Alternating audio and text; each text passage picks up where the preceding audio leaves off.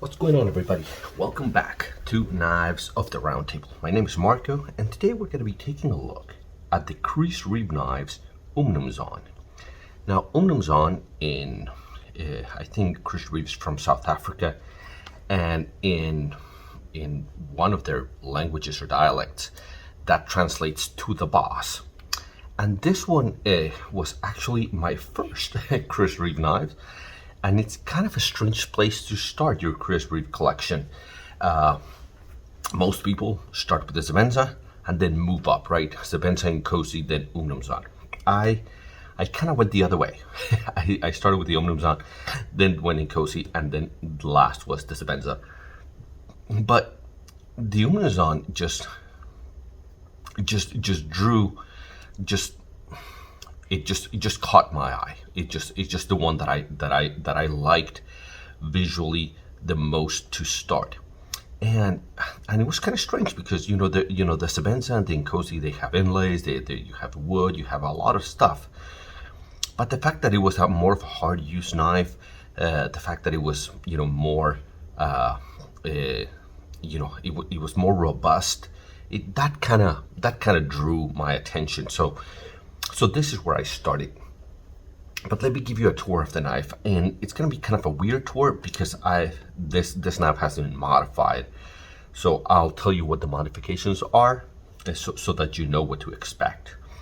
So the Umnumzaan is not a small knife. It comes with here. Just let me see. Over a 3.5-inch blade. Okay. And it comes in two grinds. It comes in this tanto grind, and I think that the tanto that Chris Reeve does is amazing. It might be probably the best tanto that I have. It comes in this tanto blade, and it comes in a drop point blade, and I chose the tanto. I like the tanto better. I have a drop point in both the Nkosi and the Sebenza, so and it's because I started with the tanto for the Umnumzaan. It's a titanium frame lock, Chris Reeve being the inventor of the frame lock, and it's on phosphor bronze washers. It has an over travel stop, and you have a bent pocket clip. Now, let me tell you what the modifications that I did to this knife, where I had them done. I didn't do them myself. So the titanium has been it was Scotch brighted, which makes it smoother and a little bit and it kind of makes the patina come in quicker or you can see it faster. The valleys of this milling has been kind of anodized blue, and the Chris Reeve logo in the back has been polished. So that's the modifications that it has, and I've added a lanyard and a bead. So the handle, if you're familiar with Chris Reeve, the typical Umnumzaan will come with the bead blasted titanium that you typically see. You can't have it done. I will tell you who did this for me. It was Chris Elstrom. He does a lot of work with Chris Reeve knives. He does a lot of work with Grimsmo knives. He's very active in the Grimsmo group. But you should know that once you do this, I think all of your warranties are void and all of that stuff. So just if you're gonna modify a knife, just know that that's going to happen most likely. It has a ceramic ball interface. I don't know if you can tell. Let me get you close here. Yeah, there you can see that little ball in between the lock bar and the scale right there. That little ball, that's the ceramic ball interface. So, and it's a little bit strange because most Chris Reeve knives, the lock bar goes in that way a lot more than your typical frame lock, and that is because it has to get past to where the ceramic ball interfaces with the blade. So don't be scared if your Chris Reeve knives that has a ceramic ball, if it moves that way far more than you were expecting. So that's the tour of the knife. Oh, this is an S35VN, but I think that because I bought it probably 2 years ago or thereabouts. But I think all of the new ones are S45VN. So let me give you some size comparisons and then we can get started. It's the largest of the Chris Reeve folders, and that is against the Para 2, and that is the Para 3 right there. So obviously not a small knife. You can see in length it's probably close to what you get from the Para 2. Obviously far more sharpened blade. In thickness, it's actually fairly compact, and I can show you here. So the thickness, it's almost dead on the thickness of the Para 2. So it carries fairly nicely in the pocket, because if you see in profile, you know, it's not a tall knife, right? The Para 2, you know, with the beak thing, it's far taller. Now, if we compare them to the bug outs, here's against the mini bug out, and here's the full size bug out.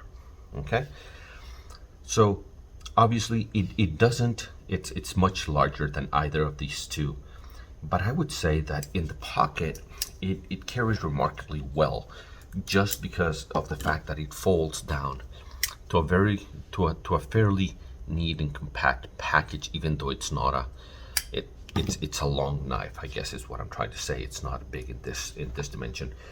So let me start with ergonomics, and the ergonomics on this knife are decent without being great, and the reason for that is there's a couple of things. First, the lock bar for me, I use my knives most of the time in a saber grip right here, and this one you can see the thumb rest right here, if you want to, you know, do some more controlled cuts. But in that grip, the pocket clip lands in the ball of your hand right there. You see it when you grip the knife, and with that, you know, maybe in a hammer grip, but no, even in a hammer grip, the pocket clip, you feel all of this pocket clip. You get a bad hot spot right there. You know, for a hard use knife, and this is a hard use knife, you know, the fact that you have a hot spot from the pocket clip, it's not great. The second problem, in my opinion, is the lock bar. The lock bar, it has a really nice axis, right? You can see how much it extends from the show side. So it extends really nice, so you have really nice access, but the problem is that this side, it's almost a 90-degree side right here. So when you're gripping the knife, your fingers are resting on that edge, and you feel that edge. So the ergonomics are not great on this. I think maybe with gloves. Now, I don't use my knife with gloves. I don't have use for gloves. Now, granted, if it's a hard use knife, you might be using gloves, and that might be the reason. But I don't think that the ergonomics are, you know, they're decent. You know, you can hold it in a variety of different grips. It's probably, you know, more comfortable in a reverse grip. But you know, the primary holding positions, the saber grip or hammer grip, I don't think are the most comfortable on this thing. They're okay, but it has a couple of problematic areas. Now, cutting. So it's not the thinnest of blade stocks, but it is also not too thick for its intended purpose. So you can see here, that's the comparison against the blade stock of the Para 2.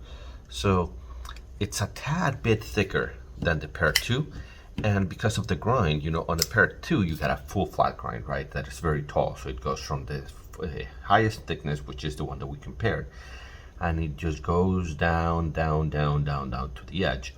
Here it's a little bit thicker to start, but you've got this saber flat, right? And then you have this, it's a slight hollow. Let me see if I can catch the hollow of the knife. There you go. Yeah, so it's a little bit of a hollow grind, but again, this is more of a hard use knife. It's not as thin as a Sabenza would be, and it doesn't come down to as thin an edge as a Sabenza. And the tip, a lot of material carries all the way to here, so you can see that the tip is actually fairly robust. Let me see if I can give you a comparison here. So that's the tip of the Parrot 2 and the Umnumzaan. So a far more robust tip. And that's the intent, right? The intent is not for this to be the sliciest knife in Chris Reeve lineup. It's to be the hardest used knife, the toughest knife.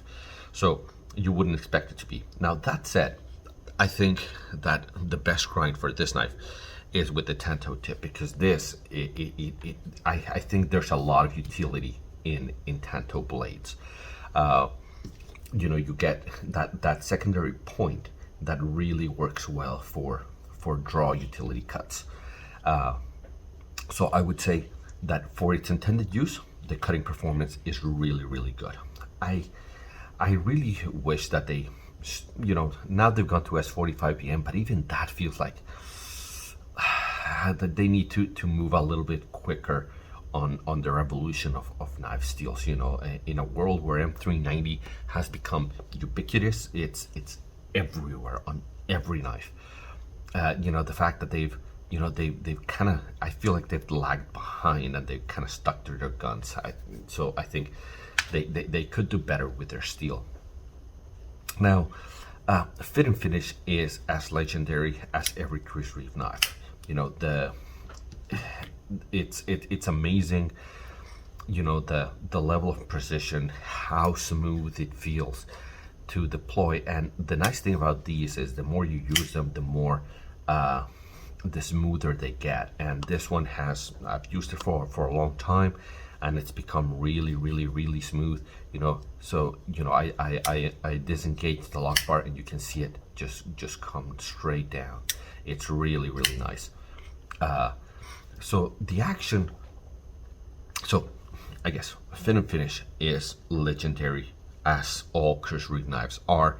You know, there are some things on the design that I don't think are great, but they're executed perfectly, right? They've done exactly what they wanted to do, and they've done it flawlessly. And I think the precision in a Chris Reeve knife, there's a reason they won the you know, excellence in manufacturing for so many years. I think they didn't win it last year, but you know, they've won it for many years, and it's because of their tolerances in their building. You know, whenever I've taken this apart and put it back together, there's no, oh, let me center it, you know, let me do the trick with the, you know, putting a piece of paper on one and the screw. No, you just take off the two screws that hold this knife together, and it comes perfectly centered. It just lands exactly where it needs to be. The fit and finish is really, really nice. Now the action, so it's a classic Chris Reeve glassy smooth hydraulic action. It's not fast.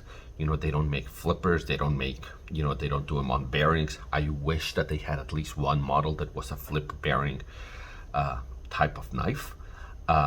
But especially for the hardest used knife, for their toughest knife, for the one that you might get into grit and muck, then I think that phosphor bronze washers is the right way to go. So if I was going to change any of the knives, the Umnumzaan would not be it. This one I would keep it as phosphor bronze washers, and as you can see, it's just become really, really, really smooth.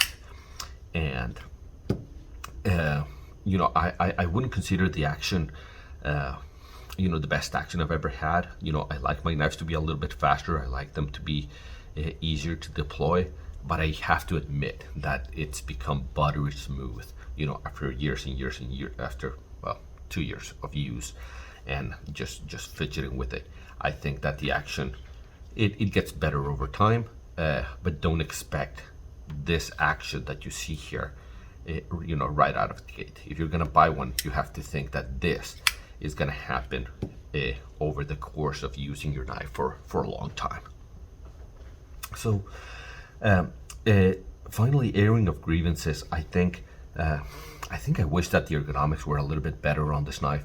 I do like the easy lock bar access, but I usually like it when, you know, when you have you know, kind of a divot on the inside face of the scales to access it. Here they've chosen to go with this thing being higher, and that just it's just not great, at least ergonomically. I wish that the pocket clip would land on the scale side. They've done that change for the Semenza and the Incosi, the new ones. I'm not sure if they did that change for the Umnumzaan. I gotta check on that. But I don't like that the lock bar, that the clip lands on the lock bar. I'm not crazy about the clip. I think the clip on Chris Reeve knives is it works, it's functional, but it looks like an afterthought. I don't like these bent clips on Chris Reeve knives.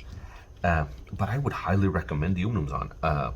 You know, I'm gonna link my my Chris Reeve lineup brand overview, and in that you can see the Chris Reeve knife that I most recommend. But if you're looking for a hard use knife, it's hard to go wrong with the Umnumzaan. Like if you see Best Damn EDC, if you see Taylor Martin, he says that if he could only keep one knife, and he has an amazing collection, Shirogorovs and all kinds of high-end, super high-end knives, he would keep the Umnumzaan, and that's because it is I guess a highly reliable, hard use, really good knife. Like I said, I think there's a little bit of work to be done on the ergonomics on this thing, but man, just look at this tanto. Let's show it again. Look at that. The tip is just incredibly done. I think it's a great knife. I would highly recommend it. I don't think you'll be disappointed. Oh, and hit Chris Elstrom. Chris Elstrom does great work with this knife. He's the one who did this for me. You know, it gives it this really nice appearance. At least I like it quite a bit. I think he did a great job. And if you like this video, if it was helpful to you, then like and subscribe. Don't get notifications. Nobody likes to get more emails. You know where to find my content if you like it. And until I see you again, take care.